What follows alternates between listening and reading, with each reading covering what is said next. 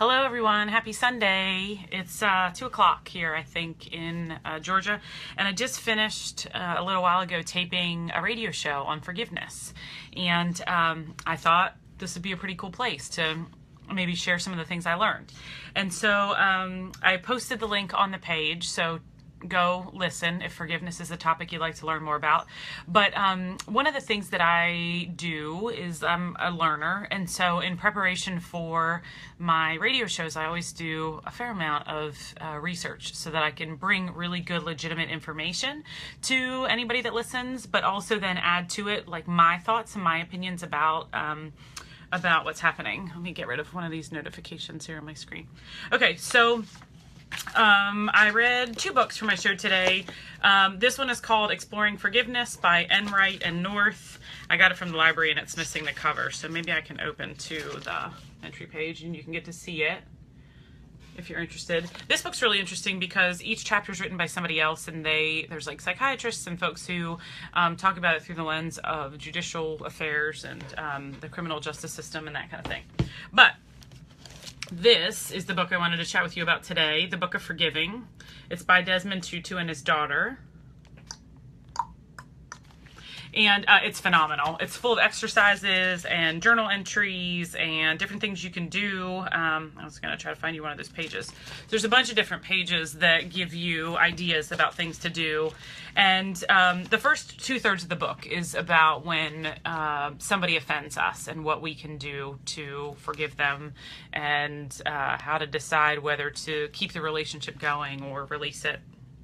And so I'm sure I'll do future Facebook Lives about all that stuff. But because I love reading excerpts to you from books that I love, I wanted to read this one. And this was actually in a section about when we are the ones that need forgiveness, when we are the ones that have offended someone or mistreated someone intentionally or not intentionally.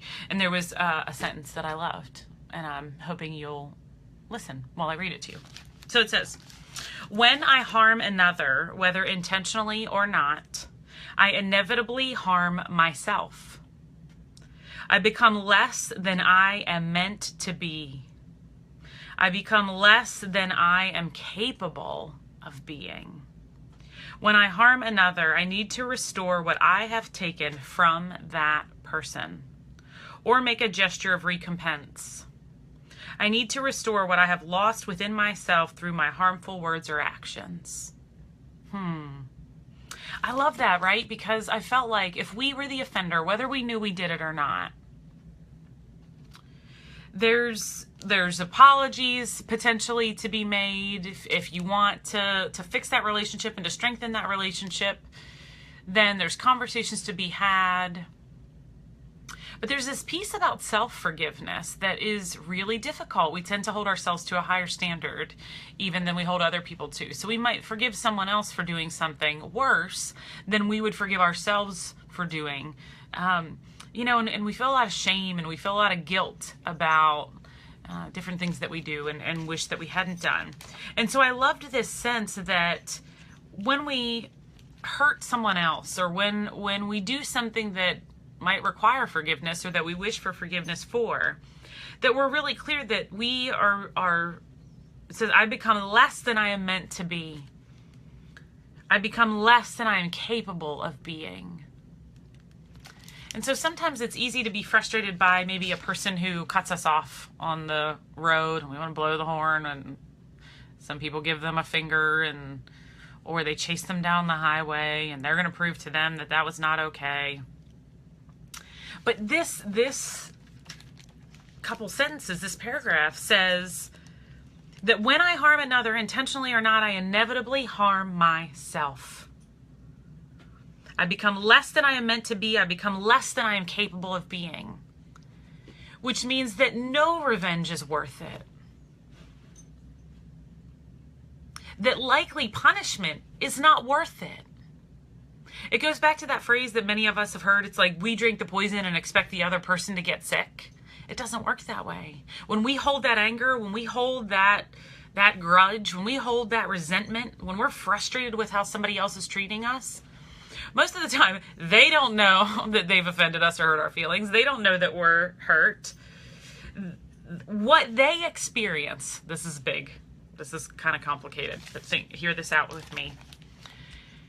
They experience their interpretation of your behavior.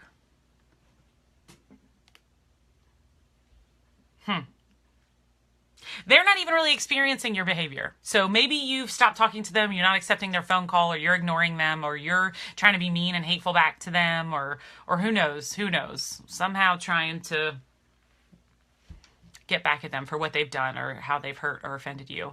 But the truth is, they may either not recognize that you're behaving any differently, or they're in their own head interpreting your behavior. And so they might interpret that you're having a bad day. They might interpret that you're mad at them, but for a different reason than you are. They are only dealing with their interpretation of your behavior, not your feelings.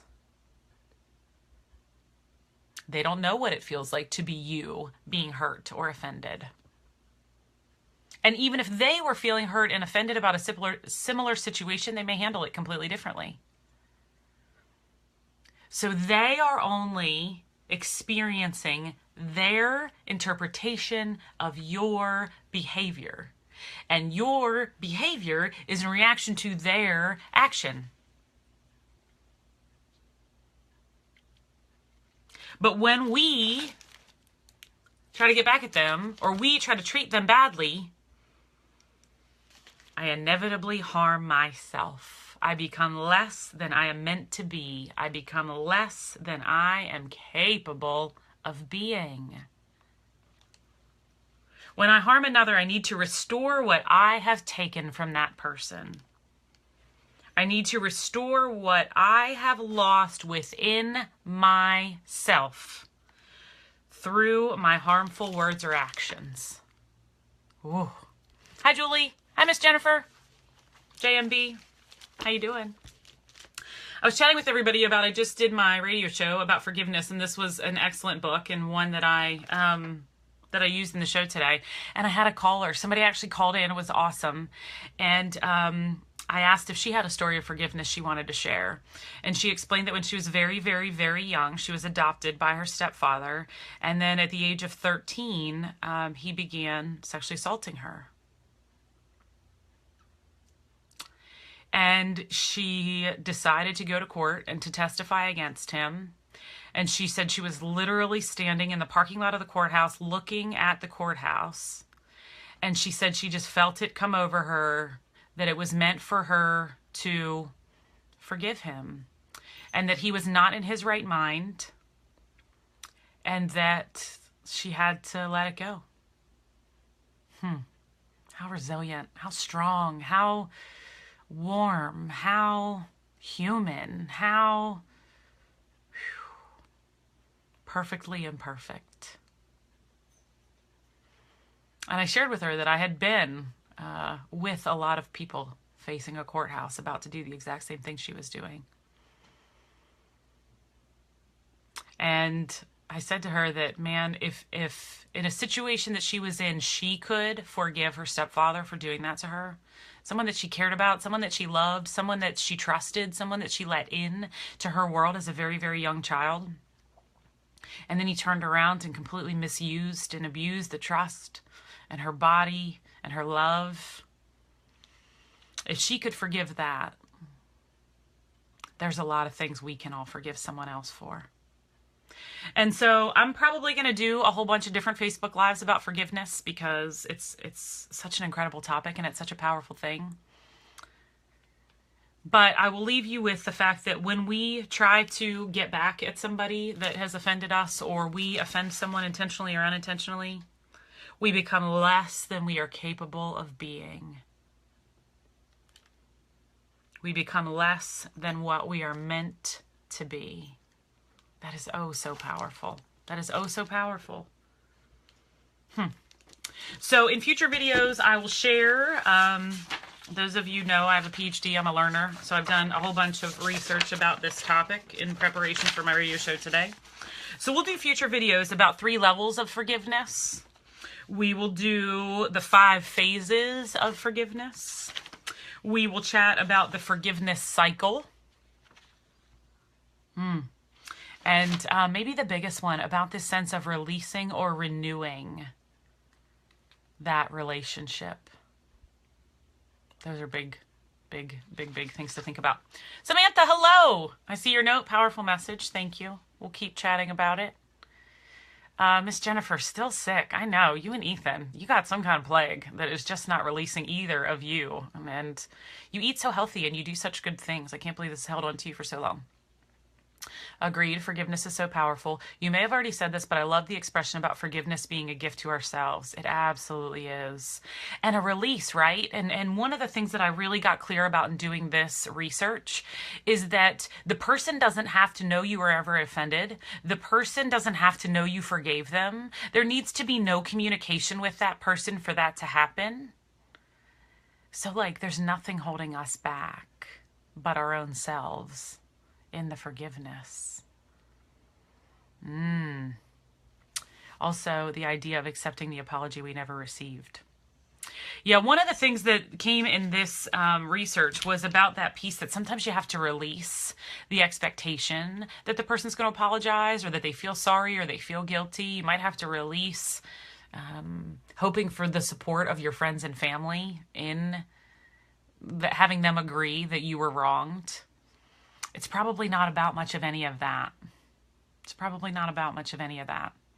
And, what's really cool about forgiveness and the ways that they've described it in these books and that I'll share with you over the next few days is that, the wrongdoer could be incarcerated. They could have passed away. There's any number of things that could have made it that you don't have access to them anymore.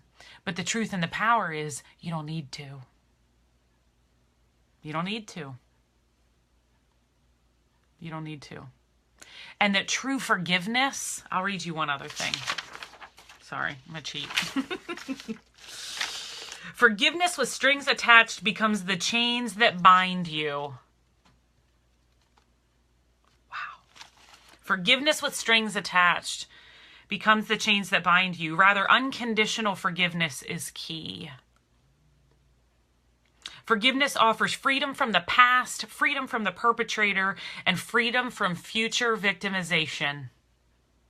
Yes, yes, yes, yes. And that we are in complete control of that for ourselves. And that, truth be told, if we're the offender, if we're the wrongdoer, we might want that other person's forgiveness, but ultimately that isn't even required. We can forgive ourselves. We can leave the past in the past. We can release it. We can let it go. Ooh.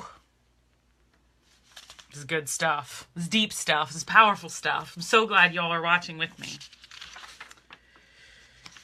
But like I said, we will, in the future, I'll share the 3 levels of forgiveness, which is powerful. All of this is. The 5 phases of forgiveness. The forgiveness cycle versus the revenge cycle. Really important. Really important. Walking the forgiveness cycle rather than the revenge cycle. So good. And then there's actually 4 steps that we can use to forgive ourselves. It's good stuff. And I would argue that even if we don't feel like we've ever been the offender or that we need to be forgiven, or even if we don't feel like we've ever forgiven anybody else, I think this is great information to have for life, because you never know when a friend or family member is going to come to you really frustrated about something that happened to them, or wanting to figure out how to be forgiven or how to forgive. And I think at some point or other, it's probably going to happen to all of us, that we need to be forgiven or that we need to forgive. And so, again, that caller that called into my show, thank you. If you're watching this video, thank you for calling in and for sharing your story. While there's parts of me that truly, genuinely wish that stories like hers didn't exist in the world, that there weren't words and there wasn't this thing called sexual assault or domestic violence. While I wish people didn't have to go through that, she and I were very clear in the conversation this morning of that phrase that it takes pressure to make a diamond. Right? We're just some carbon, just some coal, until that pressure comes and that consistent pressure comes and those things that we go through happen. And they make us beautiful. That pressure, those incidences, those difficult things that we go through. They make us better people, more human people, more humane people, more loving people. And don't we want a whole lot more of those in the world? I do think that. I do absolutely think that. Shoot, we need to forget the jerk face that cut us off in traffic. I totally said that. Yep, I totally said that. I can't think of anyone who doesn't need to learn about forgiveness. That is absolutely true. And that paragraph that I read was about not needing to punish a person who does something like cut you off on the road, right? Like, why do we think that somehow we're going to affect their lives and we're going to show them because we chase them down the highway, or we give them the finger, or we, stare at them out our window? Doesn't change a thing. The cutting off on the highway already happened. And frankly, the best thing we could do is just get off the road, take the exit, get away from them if they're going to be acting a fool in the street. My life is more important than trying to tell them how crazy they are. We all have enough crazies in our world. I don't need to invite any more. And the law of attraction would say, right, that if we spend time paying attention to their crazy, we attract more crazy. I don't have time for that. Ain't nobody got time for that. And Miss Jennifer Miracle Best, you're the queen of the law of attraction and the law of allowing. We all know. We cannot spend time with the crazies. We get more crazy. We don't need it. We don't need it. All right, folks. Well, thank you. Thanks for tuning in. It was so fun to have everybody here with me. So fun. And we'll talk some more about forgiveness. And definitely check out the radio show I taped. The link is on the Grounded Vision Facebook page. I'd love for you to listen. And then I actually shared the note that has all the links for all the radio shows. So you can feel free to learn about the levels of intimacy, or about grief, or about vulnerability. I did a show about vulnerability. Can't wait to have you all listen and let me know what you think.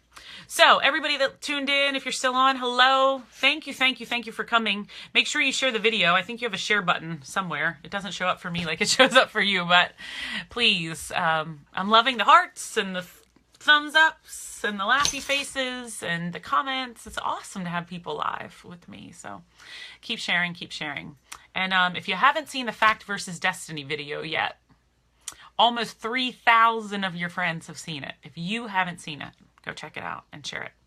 And if you have any ideas for anything else you want me to chat about, or research, or do a radio show about, or Facebook Live about, or any Nikki-isms, or any Nikki soapbox issues that I could share here, let me know. Miss Jennifer, I hope you feel better. It's a lousy thing. Y'all spent apparently too much time in an airplane and in confined spaces with other people while you were out west, and it caught up with you. So I hope you feel better soon. We'll chat. All right, friends. Have a good Sunday afternoon. Talk to you soon. Bye-bye.